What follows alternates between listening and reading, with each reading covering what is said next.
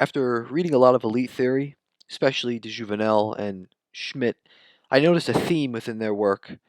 That theme was that power constantly likes to expand. A trait of power is that it constantly has this will to encapsulate all the domains that are not within its control already. And naturally, this raised the question, well, why does power want to expand?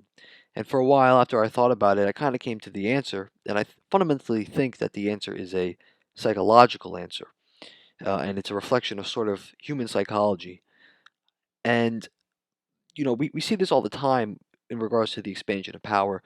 Um, the Juvenal himself spoke about how constitutions are constantly um, being reinterpreted, or certain documents that would limit power are being reinterpreted. For example, in the United States, we have um, rights to bear arms, but with the whole gun debate, we see people talk about, oh, well, the founding fathers didn't know what guns would look like in the future, so they really couldn't have anticipated what would happen if we were to give people this right, so we should take it away.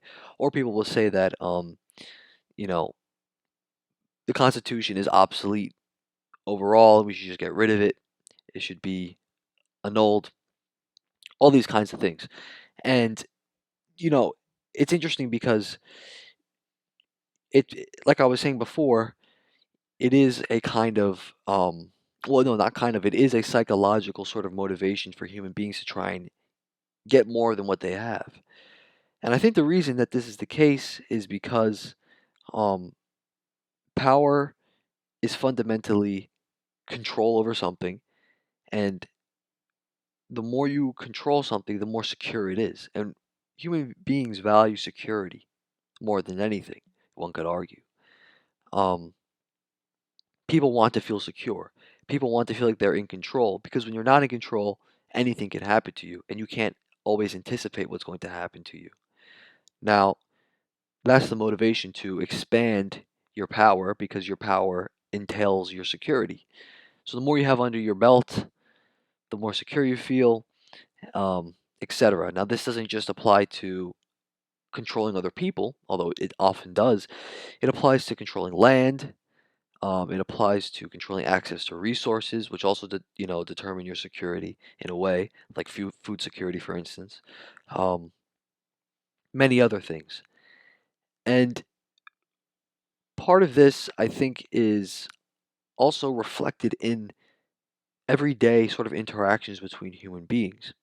So, for example, there's a phenomenon of the overbearing parent or the overbearing husband or wife, where basically they try and control the person that they have influence over.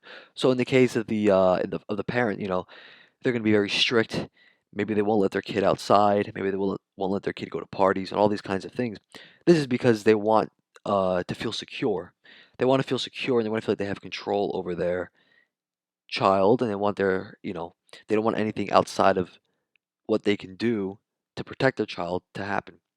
Um, because if they're not there with their child, they can't really protect them. In the case of the husband, let's say, he's overprotective of his girlfriend. Maybe he won't let other guys talk to her. Or wife, I should say, sorry. Maybe he won't let other guys talk to her. Maybe he won't let her, um, you know, go to certain places where there's many men present because he realizes that if he's not there, he's not in control. And there's a threat that some other man may take his wife, which is in a way a reproductive resource for him to help him spread his genes. Uh, all these kinds of things. So it's not just related to power in a political sense, it's also related to power in a communal or social sense.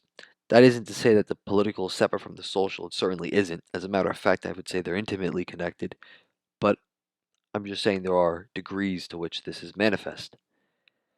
I would also add that when power becomes too expansive, too authoritarian, so to speak, it could kind of be akin to a psychological disease where one is trying to order themselves, control other people too much. So, what's an example of this? OCD, anorexia, um, certain behaviors caused by schizophrenic traits, right, as well would be included. In like the case of anorexia, right, like someone starves themselves almost close to death because they feel like they don't have control in many other aspects of their life. Um, and so they feel like the only thing they can control is themselves. I know this is not always the case with anorexia, but it is one of these sort of uh, reasons why people are anorexic is because they feel like they are lacking control. If someone is insecure about uh, themselves, they may be over controlling about how people view them.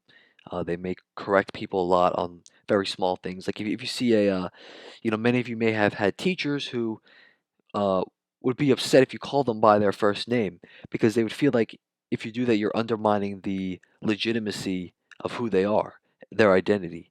Um, if you undermine many people's identities today in a political sense as well, they'll get offended. Especially if it's gender related or race related, they'll get offended. So people will be very controlling of how they're referred to because it makes them feel secure. That's where the term insecurity comes from, in a sense, right? Because if someone is trying to be over controlling of someone else, they feel as if they don't have control and they need to compensate for that. So, in a political sense, when power becomes overbearing, it is a sort of insecurity in the power structure to try and deal with that. Um, what are some historical examples of this? Well, one could argue that communism, or I should say state socialism in Russia, existed, and this is, I think de Juvenal did point this out as well, existed because there was an insecure sort of unstable state. This is why a lot of authoritarian regimes will occur in unstable political environments because there needs to be this sort of reestablishment of order and control and power in order to make society safer. And in somewhere like communist Russia, you'll have um, an overbearing authority because they're trying to compete with other geopolitical forces in in this particular case, Western Europe. So in order to do this, they need to do this quickly and fast before they get outcompeted. So they need to engage in a very top-down sort of systematic way of uh, ordering themselves and organizing society in a managerial sense. And this is why they had to resort to authoritarian political organization in order to quickly fix an unstable state. And that's just kind of my take on why power wants to expand. And I think it does explain it sufficiently. If you disagree, please let me know. And yeah, that's it.